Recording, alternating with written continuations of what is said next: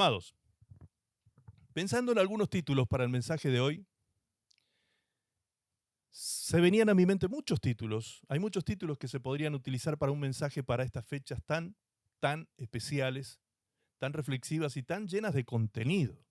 Entonces, por ahí, pensando en títulos y viendo qué títulos se pueden usar, aparté algunos como estos, por ejemplo. El sacrificio supremo. Título para el mensaje de hoy, el sacrificio supremo. El segundo título, la pasión de Cristo. Me sonó medio a película, medio hollywoodense, pero bueno, la pasión de Cristo es una realidad bíblica. Tercer título, caminando con Jesús rumbo al Monte Calvario. ¿Sí? Eso sería lo que se conoce en el catolicismo como el Vía Crucis, las estaciones de Jesús, las estaciones que Jesús fue atravesando hasta llegar al Monte Calvario. El 4, descubriendo el amor infinito de Dios en la cruz. Otro título, descubriendo el amor infinito de Dios en la cruz. El siguiente título, del huerto al Calvario. Todo lo que aconteció desde el huerto, la noche del huerto, hasta llegar al Calvario con el Señor Jesucristo. Otro título, la última cena. Otro título todavía para mayor celebración, la tumba vacía. Y otro título que es un poco más teológico, las 7 palabras de Jesús en la cruz.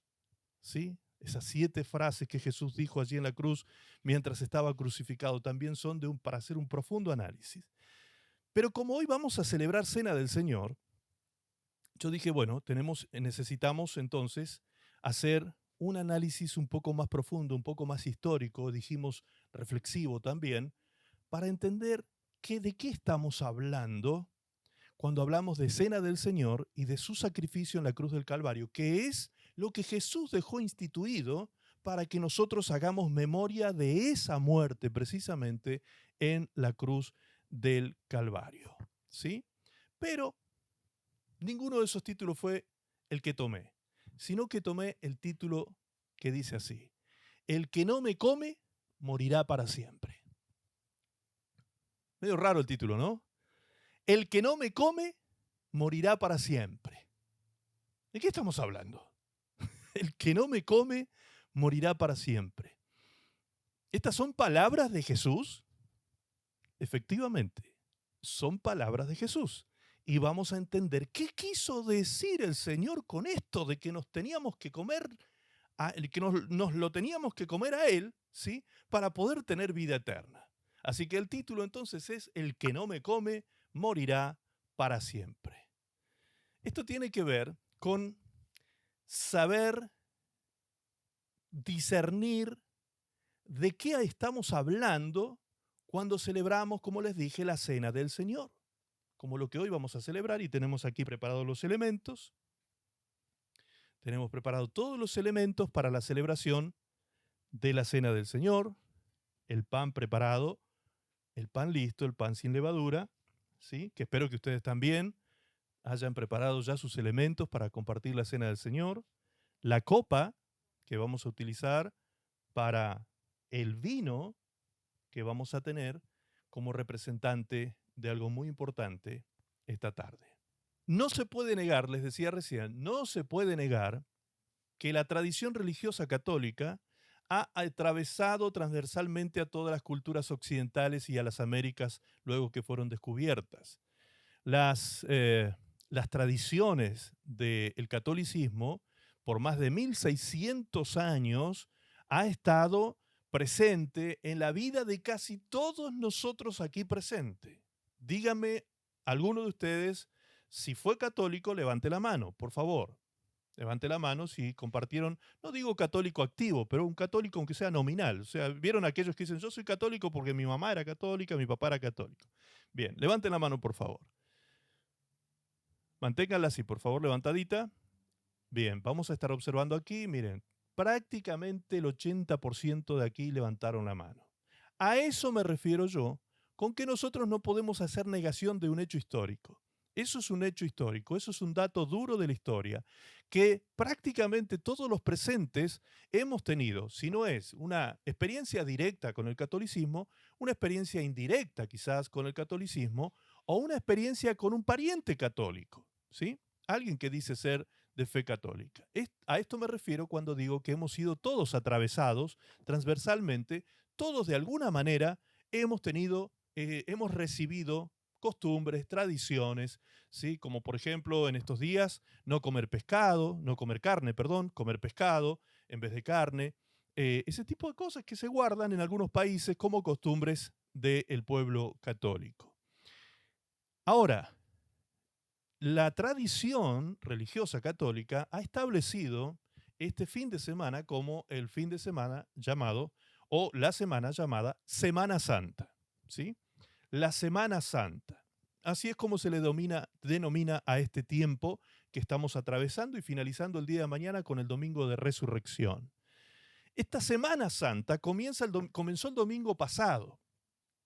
El domingo pasado, dentro de la tradición católica, y atención que yo con esto no estoy haciendo ninguna crítica así de manera demoledora contra el catolicismo, no es mi intención hacer eso, sino traer información histórica para que sepamos por qué estamos parados donde estamos parados y por qué estamos viviendo las cosas que estamos viviendo, ¿sí? O sea, no quiero hacer críticas solo de manera, no una crítica despectiva o de manera, no sé, irrespetuosa. No es esa la intención, sino reconocer las cosas que son ciertas, ciertísimas, y avanzar nosotros en conocimiento para poder saber efectivamente por qué debemos nosotros hoy hacer memoria de eso y celebrar la resurrección de nuestro Señor Jesucristo. ¿Sí?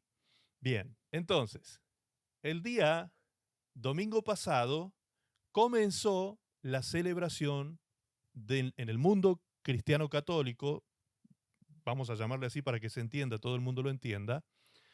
En el mundo religioso católico se ha celebrado y se está celebrando la Semana Santa, que comenzó el domingo pasado llamándose Domingo de Ramos.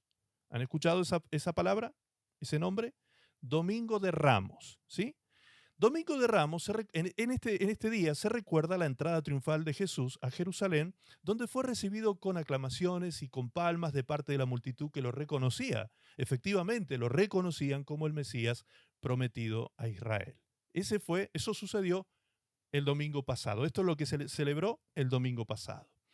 El jueves, también llamado Jueves Santo, se conmemora la última cena de Jesús con sus discípulos, donde instituyó la Eucaristía. Para el católico se llama Eucaristía, ¿sí? Les sonará también a ustedes este nombre, la famosa Eucaristía, que para nosotros es la cena del Señor. La Eucaristía viene a ser como una copia de eso. Ya lo vamos a explicar más adelante para que se entienda bien la importancia de entender lo histórico y entender lo que Dios quiere que nosotros celebremos hoy bíblicamente. Ese día Jesús, o esa noche, en la última cena, Jesús comparte el pan y el vino con los discípulos, lava sus pies, ¿sí? Y esto es lo que se conmemora el día jueves como el día Jueves Santo, previo al día de la muerte de Cristo. Por ende, el día viernes, también llamado Viernes Santo, es el día en que se recuerda la crucifixión y muerte de Jesucristo en la cruz. Jesús fue crucificado y fue llevado al Calvario, donde dio su vida en sacrificio por los pecados de la humanidad, según la creencia y la tradición religiosa, este día, el día viernes. Por eso se le llama Viernes Santo. El día siguiente, el sábado, un día como hoy, ¿sí? Hoy en la cristiandad católica o en la religión católica, hoy, día sábado, este día se caracteriza por la reflexión y la espera ante la tumba sellada de Jesús. Ya históricamente Jesús había muerto, supuestamente, ya había sido enterrado y había sido sellado la cruz con una gran piedra que fue puesta en la puerta de la tumba. Es un tiempo de luto y preparación espiritual para la celebración de la resurrección. Eso ocurre hoy, está ocurriendo hoy en todo el mundo religioso católico. Mañana, domingo, será llamado Domingo de Resurrección o Pascua. Mañana. Este día, el día de mañana, domingo, conmemora la resurrección de Jesucristo de entre los muertos según las Escrituras. La Pascua es la culminación de la Semana Santa y es el evento central del cristianismo, ya que simboliza la victoria de Jesús sobre el pecado y la muerte y la esperanza de vida eterna para todos los que creen en Él. Bien, hay unas cuantas cosas que están escritas aquí. Esto es extracto de lo que es la tradición católica, ¿sí? Lo que yo acabo de leer es un extracto de lo que es la tradición católica, lo que enseña el programa de la Semana Santa dentro de esta religión. Muy bien, pero lamentablemente, acá viene lo triste. Lamentablemente, la realidad de la juventud católica, y en este caso va a ser especialmente la juventud católica española, porque es lo que recibí como informe estos días, me compartieron un video de lo que está sucediendo en Semana Santa en España, no está tan en línea con la enseñanza de la tradición religiosa, ¿sí? Y para eso me gustaría que veamos un video. Vamos a ver si es posible técnicamente compartir un video que hemos preparado para todos ustedes. Presten atención, por favor. Es una entrevista callejera que se hace en medio de gente que está celebrando Semana Santa.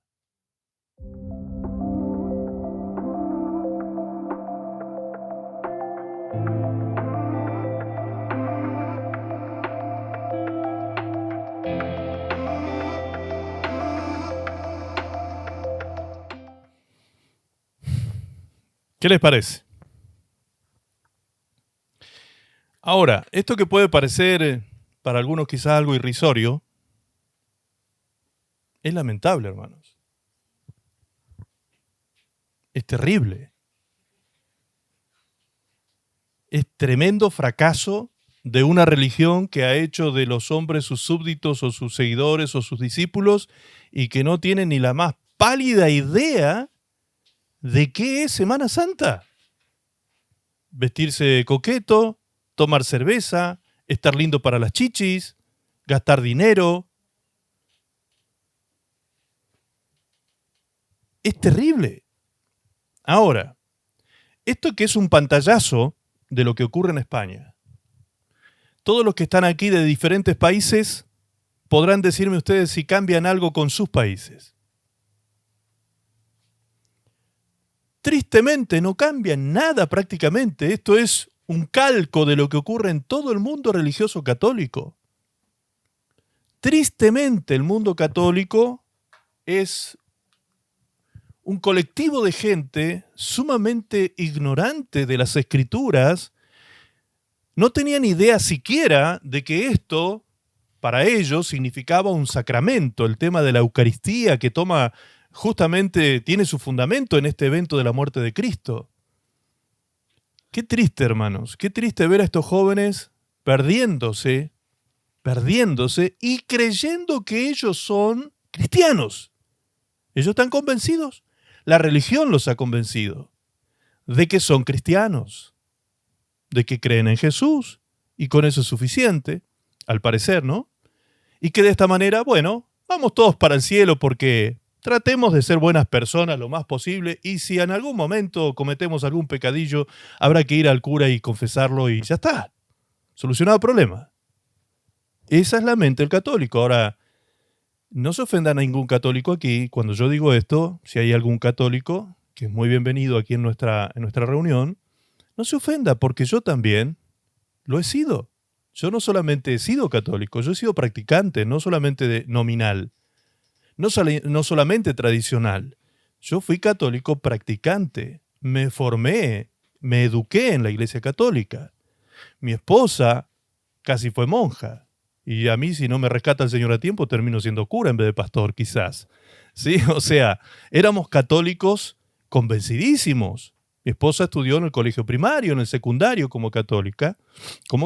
Yo también en el primario. O sea, somos gente que conocemos a fondo las doctrinas, las enseñanzas, las costumbres, los ritos, los ceremoniales, los protocolos que hay dentro de la Iglesia Católica. Miren, justamente para que no sonara agresivo esta muestra, me reservé otro video. El otro video no lo quise mostrar, pero ustedes pueden encontrar muchos, así como ese, en YouTube, de momentos de celebración de la Semana Santa católica, donde crucifican gente. Personas, las cuelgan en cruces. Y hay videos, hoy pude ver uno donde mostraban los momentos ridículos de la Semana Santa y cómo la gente se reía de eso y los comentarios riéndose de todo eso. Qué lamentable. La gente cayendo, quedando colgada en las cruces y todo eso. Jesús no dijo que nosotros tuviésemos que hacer eso jamás. Jamás. Él dijo que para conmemorar su muerte, nosotros teníamos que celebrar esto que tengo aquí de fondo. Esto, la cena del Señor. El vino y el pan son los elementos que deben estar presentes en la celebración de la cena del Señor, y hoy vamos a entrar en profundidad con esto, ¿sí? Bien, luego de lo dicho, hay muchas cosas que son observables en la Biblia que no son contrastables, o mejor dicho, que son contrastables y no son corroborables en la tradición religiosa. Por ejemplo, número 1, ¿Jesús murió el viernes, como dice la tradición católica? Pues no. Jesús no muere un viernes, porque claramente Jesús dijo que así como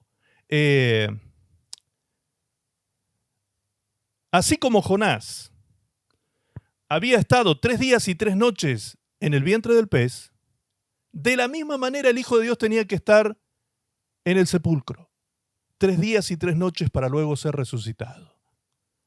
3 días y 3 noches. Si ustedes cuentan del viernes a la hora novena, que es cuando Jesús expira, la hora novena eran las 3 de la tarde, desde el viernes a las 3 de la tarde hasta la madrugada del domingo no hay 3 días ni 3 noches. Entonces hagamos la cuenta hacia atrás desde el domingo y vamos a llegar a la conclusión de que efectivamente no fue el viernes. Ahora, ¿qué es lo que confunde? No quiero entrar profundamente en eso porque ese no es el tema de este mensaje, pero para que tengan una idea, si ustedes leen los evangelios van a ver que después de la muerte de Jesús dice que el día siguiente era el día solemne, el día de reposo. Entonces, como todo el mundo asocia el día de reposo con el día sábado, ahí es donde se confunden, porque si el día siguiente era día de reposo, pues hoy entonces es viernes. ¿Me explico? Pero resulta que lo que no se tiene en cuenta es que ese día solemne era porque eran días de fiesta, esos eran días de fiesta, y habían días solemnes especiales en los días de Pascua para los judíos, que no caían en día sábado, Entonces eso es lo que no se tiene en cuenta desde la tradición. Cuando se hace la exégesis correcta, se puede ver claramente que Jesús no murió el viernes. Tampoco habían 3 cruces en el Monte Calvario, habían 5, según la exégesis bíblica. Tampoco Judas se ahorcó antes de que sucediera todos estos acontecimientos, sino que Judas se ahorca y se suicida después de ver a Jesús resucitado, o sea, después del domingo. Entonces, cuando empezamos a escarbar una cantidad de cosas que se han enseñado desde la religión y la tradición, vemos la cantidad de errores que existen. Ahora, esos errores, esas inexactitudes, esos textos mal interpretados, no son lo peor de todo. Esos son graves, pero no es lo peor de todo. A mi juicio, lo más grave que ha cometido la religión y la tradición es enseñar al pueblo católico lo que se conoce como la transubstanciación. La transubstanciación que está presente en la Eucaristía.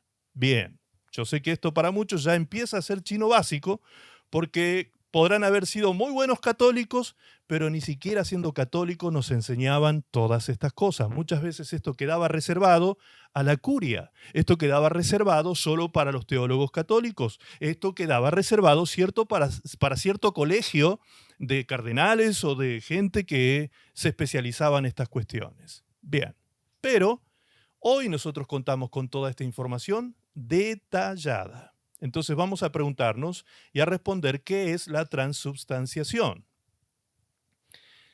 El primer escrito en defensa de la transubstanciación se debe al monje benedictino y abad de la abadía de Corbier, Pascasio Radberto, en su escrito llamado De Corpore et Sanguine Domini del año 831.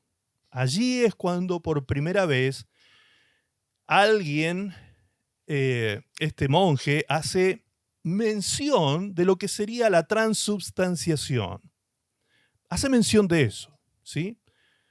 En el 831, después de Cristo, quien escribe que en la Sagrada Eucaristía el pan se convierte en el cuerpo real de Cristo, en el mismo cuerpo nacido de María y crucificado. Como tal, el término transubstanciación parece haber sido utilizado por primera vez por un discípulo de Berengario, Hildiberto de Labardín, alrededor de 1097. Hace 1000 años atrás, poco más de 1000 años atrás, es cuando se utiliza por primera vez el término transubstanciación. La transubstanciación fue declarada como doctrina, sobre todo, y escucha bien ahora, ¿por qué aparece esto de la transubstanciación en la tradición católica? ¿Por qué fue declarada como doctrina? Un dogma y luego un sacramento de la Iglesia Católica. La transubstanciación fue declarada como doctrina, sobre todo contra las sectas espiritualistas nacidas de la Iglesia Católica en el siglo XII. Siglo XII.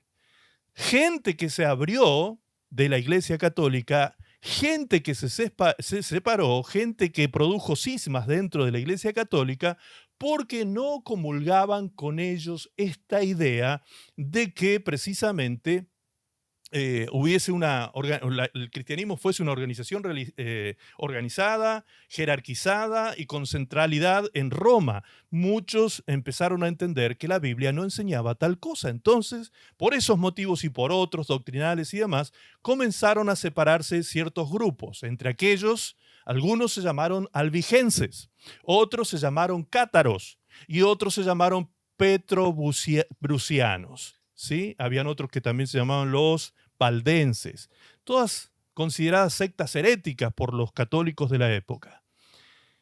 Estos lo que básicamente hacían era atacar la jerarquía eclesial y con ello el poder del presbiterio de consagrar y por último la presencia real de Cristo en la Eucaristía. O sea, ellos atacaban esta idea de que en el pan estuviera efectivamente la presencia misma de Jesús y que por eso nació la idea de que el pan tenía que ser adorado.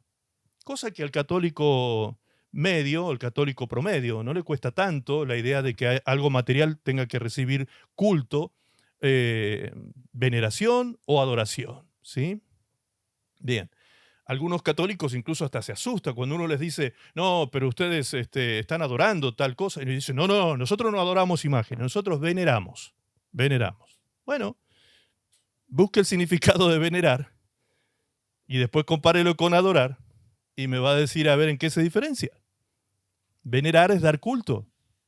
Adorar también es dar culto. Es casi una sinonimia hablar de esto, veneración o adoración. ¿Ok? Ahora, algunos se resisten a eso y dicen, no, nosotros veneramos, no adoramos. Perfecto, ok. Entonces, la pregunta es, ¿el católico adora la hostia que representa el cuerpo de Cristo? ¿Sí o no? Si cree en la transubstanciación, si cree en esa doctrina y en ese dogma, ¿adora o no adora? Bien, vamos a ver ahora información católica que les voy a mostrar en adelante. Pero primero déjenme decirles esto. En el Cuarto Concilio de Letrán, en 1215, vaya escuchando con atención porque esto es historia pura. En el Cuarto Concilio de Letrán, en 1215, se habló del pan y el vino como transubstanciados en el cuerpo y en la sangre de Cristo. Su cuerpo y sangre están verdaderamente contenidos en el sacramento del altar bajo las formas del pan y vino, habiendo sido transubstanciados el pan y el vino por el poder de Dios en su cuerpo y su sangre. La doctrina fue reafirmada, y ahora volvamos a prestar atención en esto. Recuerdan que cuando primero se habló, cuando primero se declaró como doctrina, fue sobre todo contra esas sectas que se estaban dividiendo, supuestas sectas, ¿no? O grupos de personas, grupos de cristianos que querían ser bíblicos y se apartaron de la iglesia jerarquizada, organizada, llamada Iglesia Católica, Apostólica y Romana. Entonces, estos grupos que se apartaban quedaron totalmente desautorizados para funcionar como iglesia cristiana, dado a esta enseñanza y a esta doctrina de la transubstanciación. Porque de la única manera en que el pan y el vino se transubstanciaban y se convertían en el cuerpo de Cristo y la sangre de Cristo real, es a través de la bendición del sacerdote. Cuando el sacerdote consagra el pan y el vino, en ese mismo instante es cuando se convierte en Cristo viviente, digno de adoración para el católico. Estas cosas ni siquiera se enseñan en la Iglesia Católica muchas veces, como les digo, porque desde el momento que uno empieza a aprender sobre estas doctrinas católicas, empieza automáticamente por una cuestión de lógica a cuestionar ciertas cosas. Bien, entonces, lo primero que descubrimos es que la doctrina fue declarada y sostenida para ir en contra de esos grupos. Segundo, la doctrina fue reafirmada en el Concilio de Trento a mediados del siglo XVI. ¿Qué ocurría allá en el siglo XVI? Bien, esta vez fue reafirmada en el Concilio de Trento para ir en contra de los reformadores. O sea, que era una doctrina que se sostenía y se sostuvo en el tiempo, especialmente para ir en contra de todos los grupos que producían cismas o divisiones dentro de la Iglesia Católica y que se apartaban o los expulsaban, como fue el caso de Martín Lutero, que fue expulsado finalmente de la Iglesia Católica. Entonces, amados, ¿cuál era el interés de sostener esta doctrina? El interés era la concentración de poder religioso en una sola organización religiosa. O sea, que si los únicos que tenían el poder de consagrar el pan y el vino que se transformaría en el cuerpo y la sangre de Cristo reales y verdaderos, transubstanciados, como dice la doctrina, era la curia romana, pues entonces todos los demás grupos que se decían cristianos no tenían tal poder porque los únicos que lo tenían eran los pertenecientes a la Iglesia Católica. Por lo tanto, los demás quedaban todos desautorizados para funcionar como sacerdotes o representantes o embajadores del reino de Dios. Imagínense ustedes qué jugada más estratégica, más política, más terrible que se hizo en función de esta falsa doctrina. Terrible falsa doctrina. Vamos a ver aquí, por favor, una imagen que la extraje tal cual como está del Catecismo Católico. Veamos esta imagen. ¿Qué dice allí? ¿Qué dice allí? El Catecismo de la Iglesia Católica afirma al respecto de la transubstanciación que la presencia del verdadero cuerpo de Cristo y de la verdadera sangre de Cristo en este sacramento no se conoce por los sentidos, dice Santo Tomás, sino solo por la fe, la cual se apoya en la autoridad de Dios. Por ello, comentando el texto de San Lucas 22:19, esto es mi cuerpo que será entregado por vosotros, estas fueron palabras de Jesús, Cirilo declara, no te preguntes si esto es verdad, sino acoge más bien con la fe las palabras del Señor, porque Él, que es la verdad, no miente. Santo Tomás de Aquino. Déjenme la imagen, por favor. Aquí lo estoy viendo. Santo Tomás de Aquino, sí, ahí está. Muy bien. Amados, esto enseña el Catecismo Católico. No pienses, no lo razones, no lo analices. No te preguntes si es verdad o no. Solo créelo.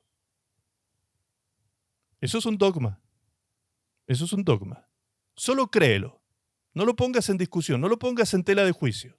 Si Jesús dijo este pan es mi carne, punto, no lo discutas. Eso está diciendo este autor en el Catecismo Católico. Bien, ¿será que eso que se dijo hace tantos siglos atrás tiene vigencia hoy en día en una iglesia católica moderna que está tratando de ayornarse a los tiempos y de empezar ahora a bendecir a los matrimonios homosexuales y de abrirse inclusive hasta el sacerdocio de la mujer, que eso era una cosa, un sacrilegio? Hablar de eso hace no tantos años atrás, hace poco tiempo, que era un sacrilegio hablar sobre eso. Hoy ya se está conversando, inclusive aceptando curas que se casen, que dejan el celibato y bueno, y una serie de cosas que se están flexibilizando de alguna manera para ayornarse a los tiempos o para de alguna forma contener y no desmadrar la estructura de esta organización religiosa. Bien, veamos esta página, por favor, que es Católica 100%, Ediciones Paulinas. Y ahí vamos a ver si hay que adorar o no hay que adorar como buen católico, la hostia que representa el pan en la Eucaristía. La hostia y el vino que se utilizan en la Eucaristía representa la hostia al pan, precisamente que se usó en la última cena del Señor. ¿Estamos? Bien. ¿Qué dice como título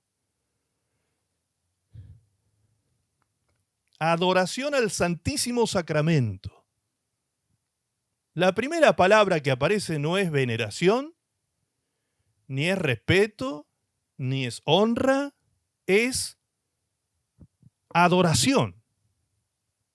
Adoración al Santísimo, Santísimo, o sea, se quedó corto santo. Santísimo Sacramento. ¿Y qué aparece en la imagen? El hostiario, con la hostia en el centro. Es el elemento de culto que se utiliza en todo, es un elemento que tiene en todas las parroquias, así ustedes van a encontrar, catedrales o lo que sea, está este artilugio muy artesonado, muy preparado, con mucho arte sobre, no recuerdo el nombre de estas personas que trabajan los metales, que son muy hábiles con esto y hacen cosas tan preciosas. Bueno, orfebre, ahí está. El orfebre trabajó este material, muchos de ellos son hechos de bronce, otros son de oro. Bien, porque este es el elemento más importantísimo de todos los elementos que puedan haber dentro de una misa, ¿sí? Bien, ¿qué dice el texto? Vamos a ir subiendo hacia arriba y vamos a leer lo que dice el texto. ¿Qué es la adoración al Santísimo? Bien, no sé si ustedes alcanzan a leer, pongamos en pantalla completa, así todos pueden leer, por favor. Es un artículo del 15 de junio del 2022, no es tan antiguo, y dice así: aún hoy, nos hacemos la pregunta, ¿qué es la adoración al Santísimo Sacramento? Recuerden, estamos leyendo una página católica.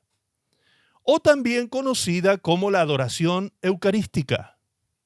Y la respuesta nos sorprende, porque muchos, y está con negrita, está reforzado y remarcado, muchos lo desconocen.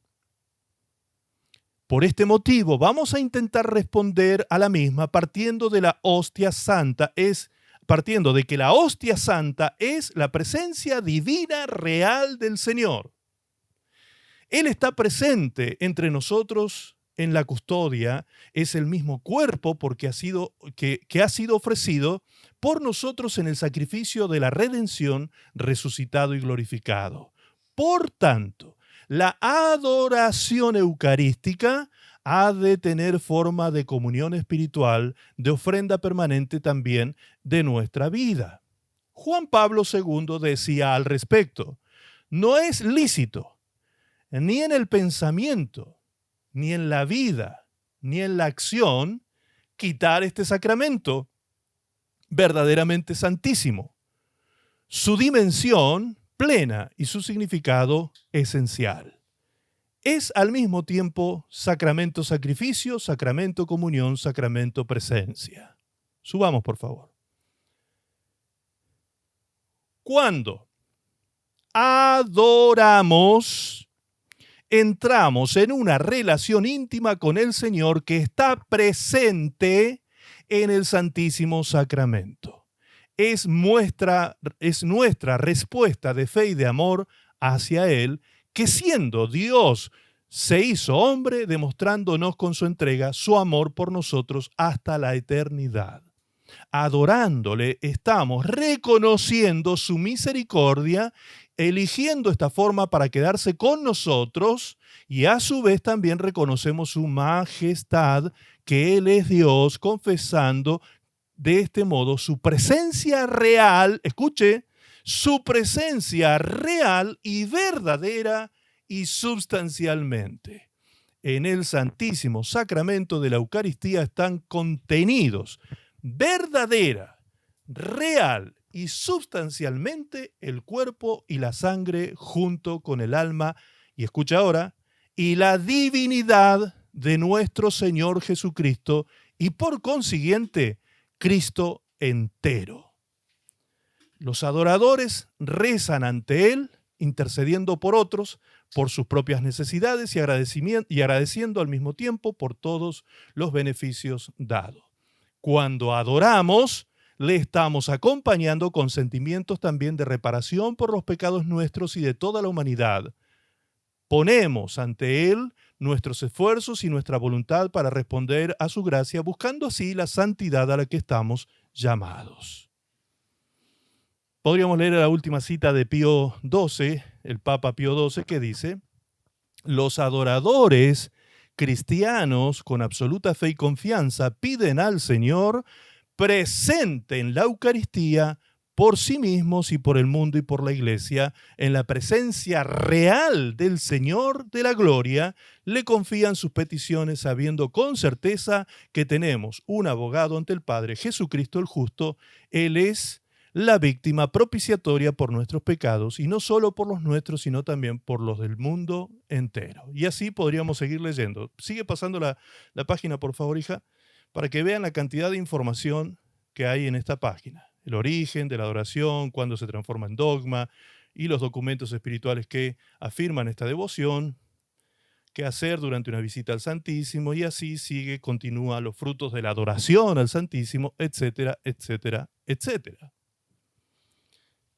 Entonces aquí nadie está hablando nada fuera de lugar, estamos aferrándonos a hechos concretos, hechos históricos y doctrina concreta. ¿Se adora o no se adora a la hostia entonces en esta organización religiosa? Sí, se adora.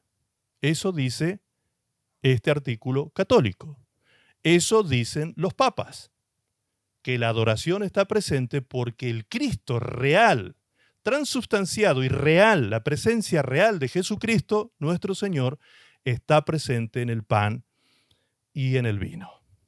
Bien, llegamos al punto en que ahora tenemos que pensar seriamente nosotros, como cristianos que pretendemos ser bíblicos, cristocéntricos y bíblicos, a ver si esto la Biblia lo dice de esta manera. La primera pregunta que nos tenemos que hacer es: ¿de dónde se tomaron todas estas falsas doctrinas? ¿De dónde salió toda esta idea? Bien, todo nace de un texto bíblico. Ese texto es Mateo 26, 26, y lo podemos poner en pantalla para que todos lo lean. Sería muy bueno. Ahí está el pie. Mateo 26, 26. ¿Qué dice? Y lea por favor lo que está remarcado, subrayado y con negrita. Mientras comían, tomó Jesús el pan y bendijo y lo partió y dio a sus discípulos y dijo: tomad, comed. Esto es mi cuerpo. Esto es mi cuerpo. 27. Tomando la copa y habiendo dado gracias, les dio diciendo: bebed de ella todos, porque esto es mi sangre. Esto es mi sangre del nuevo pacto, que por muchos es derramada para remisión de los pecados. Bien, ¿qué dice allí? Dice que Jesús, al tomar el pan, dijo: ¿esto es mi cuerpo? ¿Dice o no dice eso? Pongámoslo por favor ahí en el pie. Analícelo, léalo de nuevo. ¿Dice o no dice? Fíjense lo que dijo Jesús, un poquito más arriba, por favor, en el 26. En el 26, ahí dice: mientras comían, tomó Jesús el pan y bendijo, y lo partió, y lo dio a sus discípulos, y dijo: tomad, comed. Se estaba refiriendo al pan. El pan es el protagonista de este versículo. Y luego Jesús, refiriéndose al pan, ¿qué dijo? Esto es mi cuerpo. Entonces, la pregunta es: ¿eso no es el cuerpo de Cristo, el pan? ¿Hay tal transubstanciación como dice la doctrina católica? Eso no es.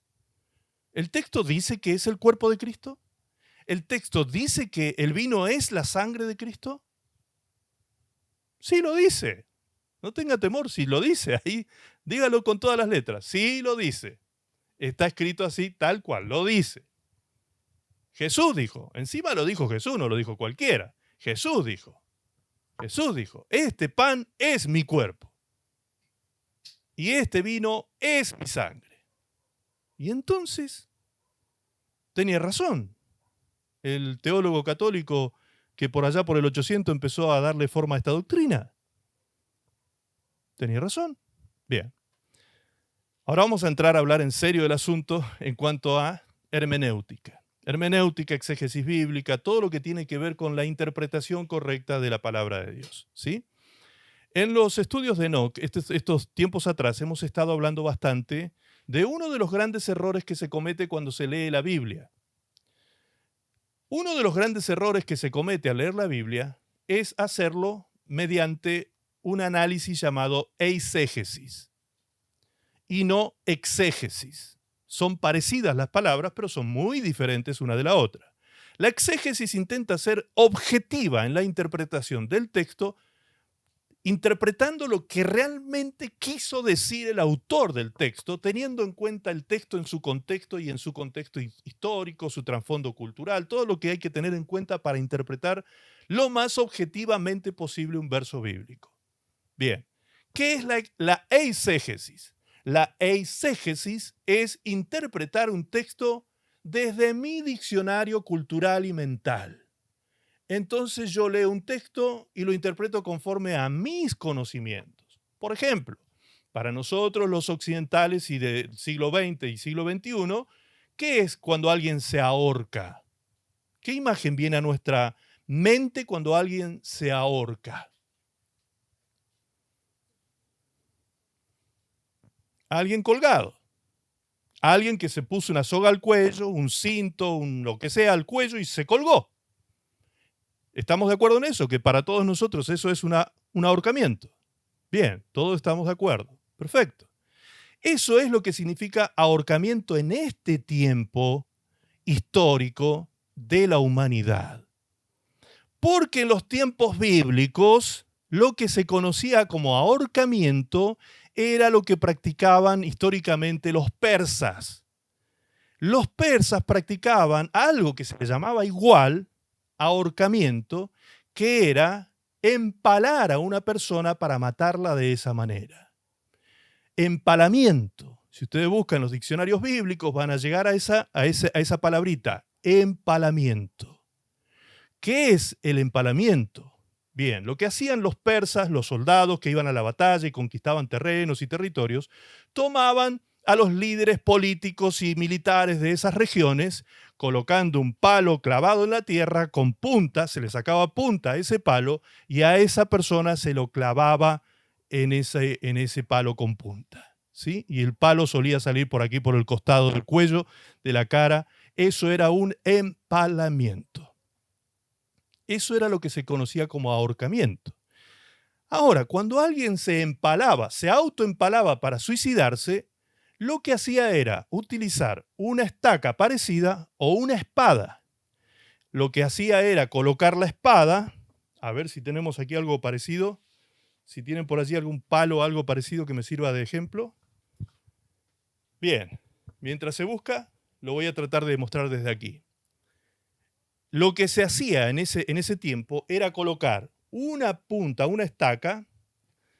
Ahí está, aquí me trajeron algo. Bien, imagínense esto con punta. Una punta filosa, ¿sí? Más gruesa, que se colocaba, se apoyaba en la tierra y se colocaba aquí en la boca del estómago, ¿sí? Por debajo de las costillas, en la boca del estómago. Y lo que hacía el suicida era tirarse de cabeza a tierra, tirarse hacia adelante, cabeza a tierra, para que de esa manera se encajara la espada o la estaca en su vientre y de esa manera muriera, llegando muchas veces la estaca al corazón. Y de esa manera se suicidaban por ahorcamiento. Si ustedes leen los registros bíblicos históricos de cómo se suicidó Judas, ya estoy medio... Judas, ¿cómo se suicida Judas? Todos nos imaginamos que Judas se ahorcó, ¿sí? Que fue un palo, un árbol, alguna cosa, y se ahorcó con una soga se colgó de alguna cosa y se ahorcó. Bien, pero la Biblia dice en el libro de Hechos de los Apóstoles cómo se suicidó Judas. Dice claramente que Judas, yendo al campo que había comprado con el precio de su iniquidad, se tiró de cabeza, dice, cayendo de cabeza, se abrieron sus entrañas y sus tripas se desparramaron por el piso. ¿No dice eso la Biblia? Bien, ¿qué estaba haciendo Judas? suicidándose por empalamiento. Eso era lo que se conocía como ahorcamiento en ese tiempo. Bien, ese es el famoso error de la eisegesis. La eisegesis interpreta con un diccionario mental y cultural moderno. Entonces la gente se imagina, cuando lee allí que Judas fue y se ahorcó, que Judas se colgó. Y después se quedan preguntando, pero ¿y si se colgó? Muchas veces me lo han preguntado a mí, ¿no? Pastor, pero si Judas se colgó y estaba colgado, se suicidó, ¿por qué la Biblia dice que se tiró de cabeza, que cayó de cabeza a tierra y se le despanzurró la panza? ¿Qué pasó allí? Bueno, para poder entenderlo hay que tener el contexto histórico, conocer el contexto histórico para hacer una interpretación de exégesis bíblica y no de eisegesis. Ahora, cuando alguien hace eisegesis, exactamente, allí María nos da otra información parecida, que es el rey Saúl. Él se mata con la espada. Él hace el empalamiento con la espada. Él se suicida de esa manera, colocando la espada en su vientre y tirándose de cabeza hacia el suelo. Muy bien.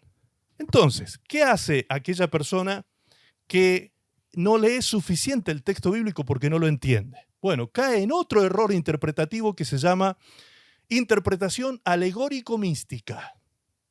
La interpretación alegórico-mística es la peor de todas, porque es aquella persona que abre la Biblia en cualquier parte, lee un texto y dice, bueno, yo creo que acá el Señor nos quiere decir, parece que esto simboliza o quiere decir tal cosa, y le quiere dar significado a los símbolos o a las palabras que encuentra en ese texto y dice lo que se le viene a la cabeza.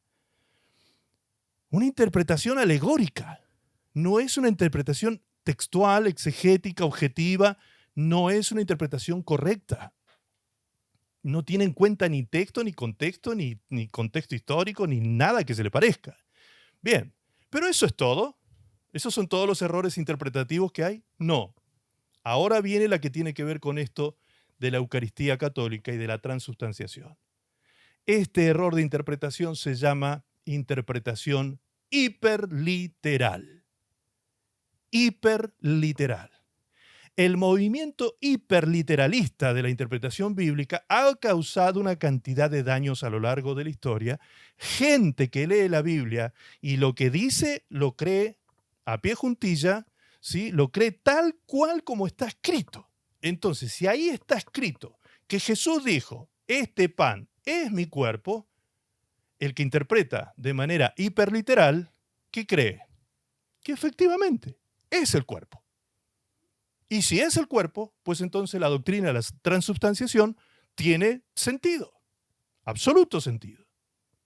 Y si Jesús dijo que esta copa de sangre es mi sangre, pues es su sangre. Nada que discutir si lo dijo Jesús. Jesús dijo es mi sangre y es mi carne, es mi cuerpo. ¿Ok? Bien. ¿Me van entendiendo hasta ahí, no? ¿Me van siguiendo hasta ahí? ¿Sí? ¿La explicación que estoy dando? ¿Por qué se llegó a caer en esta falsa doctrina? Por la interpretación hiperliteral de este texto que acabamos de leer en Mateo 26:26. ¿Lo ponemos al pie, por favor? Mientras comían, tomó Jesús el pan y bendijo y lo partió y dio a sus discípulos y dijo, tomad, comed, esto es mi cuerpo. Esto es mi cuerpo. ¿Qué vamos a discutir ahí? Sí lo dijo Jesús. Bien. Luego dijo, en el 28, esto es mi sangre. Ok. Ahora vamos a avanzar en la interpretación bíblica como corresponde. La Biblia, para interpretar cada texto, hay que tener en cuenta su contexto inmediato, su contexto mediato y el contexto histórico de lo que se está diciendo. Hay que tener una serie de información alrededor de esto que estoy leyendo para interpretarlo correctamente. Ok, el contexto inmediato, ¿qué nos dice? Bueno, que Jesús había alimentado a 5.000 hombres, sin contar mujeres y niños, con 5 panes y 2 peces, momentos antes, y que por eso la gente, la multitud lo buscaba a Jesús porque lo querían hacer rey. Yo les estoy tratando de resumir la historia más o menos como lo cuenta todo el contexto. Lo querían hacer rey porque les daba a comer, entonces Jesús les dijo, esperen un poquito, señores. Ustedes quieren comer, vayan a trabajar. Trabajen si quieren comer, ¿sí? ¿De qué se trata esto? Yo no vine acá para andar multiplicando panes y peces. Eso fue una cuestión circunstancial. Simplemente había hambre, había urgencia y Jesús suplió para el momento. Pero ustedes más bien deberían trabajar por el pan que da vida eterna, les dijo Jesús. Ustedes deberían pensar en aquel pan verdadero que les va a dar vida permanente, vida eterna. Y ese pan es el pan que bajó del cielo. Y ahí empieza toda una explicación, Jesús, de Él mismo, de quién es Él y de que Él es el pan. Todo el contexto dice eso, ¿sí? Yo soy el pan que bajó del cielo. Yo soy el pan que bajó del cielo. No, pero si nuestros padres comieron el pan que bajó del cielo porque Dios le dio a Moisés el pan en el desierto. No, les dice Jesús, el verdadero pan soy yo que bajó del cielo. Aquel pan se los dio Dios, no se los dio Moisés, porque ellos decían Moisés, decían, ese pan se los dio Dios y ahora Dios les da el pan verdadero. Eso ustedes lo pueden leer en todo el capítulo completo allí.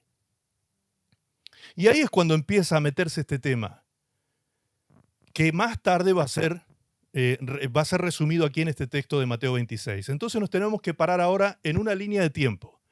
En la línea del tiempo, Mateo 26 está al final del ministerio de Jesús, una noche antes de ser crucificado. Estaba terminando ya su vida, al final. Una noche antes de ser crucificado, Jesús dice estas palabras: este pan es mi cuerpo, esta sangre, este vino es mi sangre. ¿Ok? Una noche antes. Pero esta otra discusión había sido cuando Jesús estaba comenzando su ministerio. 3 años antes había sido esta discusión de cuando vino y alimentó a la gente milagrosamente y entonces Jesús les hace mención del pan que descendió del cielo y todo. Eso fue al principio. ¿Qué ocurrió ahí? Lo vamos a leer en la Biblia, pero antes de eso vamos a tener en cuenta lo que dijo Pablo. Escuchen ahora lo que dijo Pablo respecto de la cena del Señor, la copia inexacta de lo que sería la Eucaristía católica. Pablo dijo esto, 1 Corintios 11:23. Leamos todos, por favor, allí en la pantalla. Porque yo recibí del Señor lo que también os he enseñado, que el Señor Jesús, la noche que fue entregado, tomó pan, y habiendo dado gracias, lo partió y dijo: tomad, comed, esto es mi cuerpo que por vosotros es partido. Haced esto en memoria de mí. Asimismo tomó también la copa después de haber cenado, diciendo: esta copa es el nuevo pacto en mi sangre. Haced esto todas las veces que la bebiereis en memoria de mí. Así pues, todas las veces que comiereis este pan y bebiereis esta copa, la muerte del Señor anunciáis hasta que Él venga. De manera que cualquiera que comiere este pan o bebiere esta copa del Señor indignamente, escuche lo que dice ahora, el que coma o beba indignamente será culpado del cuerpo y de la sangre del Señor. Por lo tanto, pruébese cada uno a sí mismo y coma así del pan y beba de la copa, porque el que come y bebe indignamente sin discernir el cuerpo del Señor, juicio come y bebe para sí. El que come y bebe indignamente, come juicio para sí, dice el apóstol Pablo. Ahora, ¿quién es esa persona que come y bebe indignamente la cena del Señor? Dice Pablo, la persona que no discierne el cuerpo del Señor. La pregunta es entonces, ¿qué significa discernir? Para poder preguntarnos nosotros, ¿será que yo entiendo, discierno, comprendo de qué se trata esto que estoy por tomar esta noche, esta cena del Señor y participar de esto que quedó instituido por el mismo Señor Jesucristo? ¿No será que yo también soy un indigno? ¿No será que yo también estoy entrando indignamente a esta ceremonia? Debemos preguntarnos eso. Bien, entonces, fácil, vamos al diccionario. El diccionario dice que la palabra discernir significa distinguir algo de otra cosa, señalando la diferencia que hay entre ellas. Sinónimo, comprender. Comprender. Alguien que discierne es alguien que comprende lo que está analizando y es alguien que sabe distinguir una cosa de otra, señalando las diferencias que hay entre ellas. Eso es discernir. Como si Pablo el apóstol hubiese sabido, como si hubiese sabido que en los próximos siglos, a partir del año 800 después de Cristo, porque tampoco es una doctrina que se inició con la Iglesia Católica en los años 300, 400, como si Pablo hubiese sabido que esa falsa doctrina se iba a intentar meter en el pueblo cristiano, se anticipó a los tiempos y enseñó que debemos discernir, entender qué es el cuerpo de Cristo, más allá de la comunidad de creyentes que somos todos nosotros. Nosotros somos el cuerpo de Cristo místico de la tierra, pero aquí Pablo está hablando de la carne, del cuerpo de Cristo, la carne que fue crucificada, esa carne que fue lacerada, que fue maltratada, escupida y atravesada por espinas, llevándolo a la cruz del Calvario. Entonces Pablo dice, cuidado, cuidado, dice Pablo, porque si tú no disiernes de qué se trata esto, estás en peligro. ¿Y cuál es el peligro? Si ustedes leen los versículos siguientes, dice, algunos ya duermen por causa de eso. ¿Cuál es el peligro? Que te puedes morir. Que te puedes morir por no discernir correctamente lo que estás haciendo y tomártelo con liviandad, con superficialidad, sin temor de Dios de lo que estás haciendo. Y si alguno ya ha muerto por causa de esto. Así que cuidado, dice Pablo. No entremos indignamente a la cena del Señor. Entonces la cosa se pone pesada. Por eso es que esto es un evento extraordinario en la vida de la iglesia. Por eso es que esto nosotros no lo hacemos todos los domingos. Hay iglesias que lo acostumbran a hacer todos los domingos la cena del Señor. Todos los domingos se celebra la cena del Señor. ¿Y saben qué pasa? El uso de las cosas produce abuso y cuando se usa y se abusan de las cosas, entramos en una cosa superficial y religiosa y de costumbre y de, bueno, si lo hacemos todos los domingos. De hecho, los que celebran así la cena del Señor ni siquiera dan un mensaje que le dé profundidad a esto, sino que dicen, bueno, como cada domingo estamos reunidos acá frente al pan y el vino, vamos a orar para compartirlo, como hacían los primeros cristianos cuando se reunían y compartían en las casas alegremente el pan y el vino. Y ya está. Eso es indignidad. Entrar en este momento tan profundo, tan valioso, tan conmemorativo, como Jesús dijo, cuando tú hagas esto, es para hacer memoria de mí. De mí. ¿Y hasta cuándo va a estar vigente esto? Cristo lo dijo. Vas a hacer memoria de mí haciendo este acto y anunciando hasta mi regreso, anunciando mi regreso con el acto en vigencia. Es decir, mientras mantengamos la vigencia de este acto, todavía estamos esperando el regreso del Señor. Muy bien. Cuando Jesús dijo, que el pan era su carne y vino su sangre, ¿en qué momento o circunstancia lo dijo? Lo que acabamos de leer. Lo voy a leer, pero un poquito más arriba ahora, para que se entienda exactamente en qué momento Jesús dijo estas palabras, y ya vamos entrando al final del mensaje. Mateo 26, 17 dice, el primer día de la fiesta de los panes sin levadura, era un día de fiesta de panes sin levadura, el primer día, vinieron los discípulos a Jesús diciéndole, ¿dónde quieres que preparemos para que comas la Pascua? Se avecinaba la Pascua. Y él dijo, id a la ciudad a cierto hombre y decidle, el maestro dice, mi tiempo está cerca, en tu casa celebraré la Pascua con mis discípulos. ¿A qué se refería con mi tiempo está cerca? Que ya había llegado su hora de ser sacrificado, la hora de su muerte, ¿sí? Y los discípulos hicieron como Jesús les mandó y prepararon la Pascua. Ahora, el 20 dice, cuando llegó la noche, se sentó a la mesa con los 12. Se sentó a la mesa con los 12. Del 21 al 25 habla del relato de Judas, cuando dice que lo identifica Judas precisamente como el traidor y demás. Ese no es el punto de la prédica, por eso me salto al 26.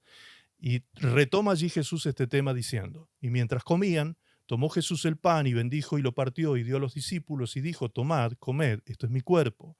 Y tomando la copa y habiendo dado gracia, les dio diciendo, bebed de ella todos, porque esto es mi sangre del nuevo pacto que por muchos es derramada para remisión de los pecados. Bien. Entonces, ¿cuándo dijo Jesús esas palabras? Una noche antes de morir. Una noche antes de morir. Lo que Jesús estaba haciendo, y por eso dijo, esto es mi carne o esto es mi cuerpo y este vino es mi sangre, lo que Jesús estaba haciendo al decirlo de esa manera, ahora para entender eso, vamos a ir a 3 años atrás casi para entender el contexto mediato. Es decir, algo que hace referencia a esto mismo, pero que Jesús lo dijo hace 3 años atrás y nadie lo había entendido. Quedó como una incógnita. Leamos por favor Juan 6:48. Juan 6:48 dice: Yo soy el pan de vida, dijo Jesús. Vuestros padres comieron el maná en el desierto y murieron. Este es el pan que desciende del cielo para que el que de él come no muera. Yo soy el pan vivo que descendió del cielo. Si alguno comiere de este pan, vivirá para siempre. Y el pan que yo daré es mi carne, la cual yo daré por la vida del mundo. Entonces los judíos contendían entre sí diciendo: ¿Cómo puede éste darnos a comer su carne? Fíjense lo que estaban en la incógnita que nació de este texto, ¿no? ¿Cómo puede él decirnos que comamos su carne?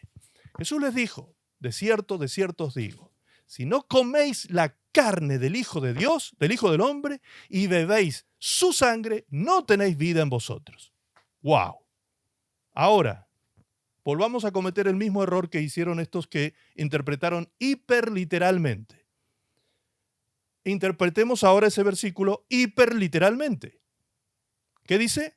Jesús dijo: de cierto os digo, si no coméis la carne del Hijo del Hombre y bebéis su sangre, no tenéis vida en vosotros. Así que había que hacer un asado con Jesús y comérselo. Eso dice el texto. Había que comerle la carne de él y había que tomarse su sangre. ¿No dice eso el texto? ¿Se dan cuenta el error que se comete cuando queremos interpretar hiperliteralmente las cosas? ¿Qué sigue diciendo el texto? Verso 54. El que come mi carne y bebe mi sangre tiene vida eterna, y yo le resucitaré en el día postrero, porque mi carne es verdadera comida y mi sangre es verdadera bebida. El que come mi carne y bebe mi sangre, en mí permanece y yo en él. O sea, el que no come el cuerpo de Cristo y el que no bebe la sangre de Cristo está perdido, no tiene vida eterna, está condenado para siempre. ¿Sí? Por eso el título del mensaje es: el que no me come, se muere. Se muere para siempre. Verso 58 dice: este es el pan que descendió del cielo, no como vuestros padres comieron el maná y murieron. El que come este pan vivirá eternamente. Estas cosas dijo en la sinagoga enseñando en Capernaum. Al oírlas, muchos de sus discípulos, ahora, está hablando de los discípulos ahora. ¿Qué pasó con los discípulos? Dijeron: dura es esta palabra, ¿quién la puede oír? Estaban entendiendo lo mismo que los otros. Sabiendo Jesús en sí mismo que sus discípulos murmuraban de esto, les dijo: ¿esto os ofende? Verso 62. Pues, ¿qué si vierais al Hijo del Hombre subir a donde estaba primero? Verso 63. El Espíritu es el que da vida, la carne para nada aprovecha. Las palabras que yo os he hablado son espíritu y son vida. Pero hay algunos de vosotros que no creen, porque Jesús sabía que desde el principio quiénes eran los que no creían y quién le había de entregar. Y dijo: por eso os lo he dicho que ninguno puede venir a mí si no le fuere dado por el Padre, dado del Padre. Desde entonces muchos de sus discípulos, ¿qué hicieron? Volvieron atrás y ya no andaban con él. Dijo entonces Jesús a los 12, a los poquitos que les quedó allí, cerquita, los que tenía allí desde el principio: ¿quieren acaso iros también vosotros? ¿Ustedes también se quieren ir con ellos? Le respondió Simón Pedro: Señor, ¿a quién iremos? Tú tienes palabras de vida eterna. Y nosotros hemos creído y conocemos que tú eres el Cristo, el Hijo del Dios viviente. O sea, Pedro dijo: no podemos ir a otro porque no hay nadie que nos pueda guiar a nosotros. Nosotros entendemos que tú eres el Cristo. Pero Pedro no estaba dando ninguna explicación de lo que Jesús dijo acerca de la carne y la sangre. Pedro tampoco entendía. El tema en discusión entonces quedó irresuelto. Aún muchos discípulos No lo comprendieron y se fueron, dice el texto. Por eso, cuando llegó el momento, cuando Jesús explica de qué estaba hablando hace 3 años atrás, para que sus discípulos ahora entendieran qué había querido decir hace 3 años atrás, es que Jesús les dice estas palabras de Mateo 26:26. Mientras estaban comiendo la última cena, tomó Jesús el pan y bendijo y lo partió y dio a sus discípulos y dijo, tomad, comed, y acá vino la respuesta que no tenían ellos de aquella gran incógnita de hace 3 años atrás. Entonces, ¿cómo iba a escribir Jesús la respuesta? De esta manera. Jesús dijo, esto es mi cuerpo. O sea, lo que yo estaba hablando hace 3 años atrás de que ustedes me tienen que comer, es compartir el pan que simboliza mi cuerpo. A eso me refería yo, está diciendo Jesús intrínsecamente, ¿sí? Parafraseando las palabras de Jesús. Jesús está diciendo, cuando yo dije aquello, me estaba refiriendo a esto. Así que cada vez que ustedes coman el pan y beban el vino, van a hacer memoria de esto, de mi sacrificio por ustedes, de mi muerte por ustedes y de mi regreso. Por eso esto es el pan y por eso esto es el vino, mi sangre. ¿Me estoy explicando? El error de la interpretación hiperliteral hace que muchas veces se formen hasta estructuras religiosas totalmente herejes e insanas por causa de caer en las interpretaciones erróneas de la Escritura. Simplemente lo que Jesús estaba diciendo, que así como el Cordero Pascual, fíjense que estamos hablando de Pascua, Jesús dice, así como el Cordero Pascual del tiempo de Moisés era tipo y sombra de lo que habría de venir y que se cumpliría en él, porque ahora Él era el Cordero de Dios que quitaría el pecado del mundo, de la misma manera el pan y el vino eran tipo y sombra de lo que habría de venir y se cumpliría en Jesús. Cristo no está presente de manera divina en un pedazo de pan, porque si no me vería obligado a darle adoración a este pedazo de pan. ¿Qué es lo que hace la tradición católica? Adorar un pedazo de pan, porque allí está presente Cristo real, verdadero y transubstanciado. Increíble, increíble, pero real. Ahora, como ese tipo de cosas rompen con toda lógica, ya ni siquiera se enseñan en los catecismos. Muchas veces de manera profunda se lo pasa por encima como un dogma. Se dice, estos son los dogmas católicos, estos son los sacramentos, que hay que cumplirlos sí o sí, esto no se cuestiona, esto se cumple, punto. Como decía el famoso que citamos, ni se cuestiona, ni se razona, solo se cree. ¿Acaso la Biblia dice que nosotros no podemos razonar? ¿No dice la palabra de Dios que nos presentemos ante Dios en un sacrificio vivo, santo y agradable, que es nuestro culto racional? Dios no quiere marionetas. Dios no quiere marionetas. Dios no quiere gente manipulable. Dios quiere hijos responsables. No gente que se le da órdenes como si fuesen autómatas y andan por allí como robots cumpliendo cosas. No. Dios te ha dado algo precioso llamado libertad. Dios te ha dado algo precioso llamado inteligencia y sabiduría para que tú puedas razonar y comprender qué es lo mejor para ti cuando viene el consejo de Dios. Cuando viene el consejo del enemigo, cuando el enemigo viene y te dice, pero mira, si vas por aquí, total no te ve nadie, ¿sí? ¿Qué mal le vas a hacer a alguien? Total esto lo haces tú solito nomás y guárdatelo, que nadie te ve. Y el Espíritu Santo del otro lado viene y te dice, ¿qué estás haciendo, hijo? ¿Qué estás haciendo? No es esa la manera. No es correcto lo que estás haciendo, hijito. Es por aquí y te muestra el camino. Te muestra la salida y te da el poder para vencer esa tentación. Amén. Entonces Dios espera que nosotros razonemos con lógica bíblica, no con lógicas humanas o filosóficas, sino con lógica bíblica, tal como lo hemos hecho ahora. No con una interpretación hiperliteral, sino siendo objetivos y con una interpretación, en este caso, intertextual. Eso es lo que hemos hecho. Esto se llama interpretación intertextual, es decir, nos hemos alimentado de otros textos hablando del mismo tema para entender qué era lo que Jesús quería decir. Amén. Vamos a cerrar con este video precioso que preparamos hace un año atrás, más o menos, que ya lo compartimos, pero hoy lo vamos a volver a compartir, que justamente nos muestra la sombra del Antiguo Pacto y Antiguo Testamento, cómo esa sombra vino a cumplirse en la vida de Jesús y cómo vino Jesús a encerrar y a instituir todo dentro de la cena del Señor con el pan y el vino. Compartimos, por favor, este video.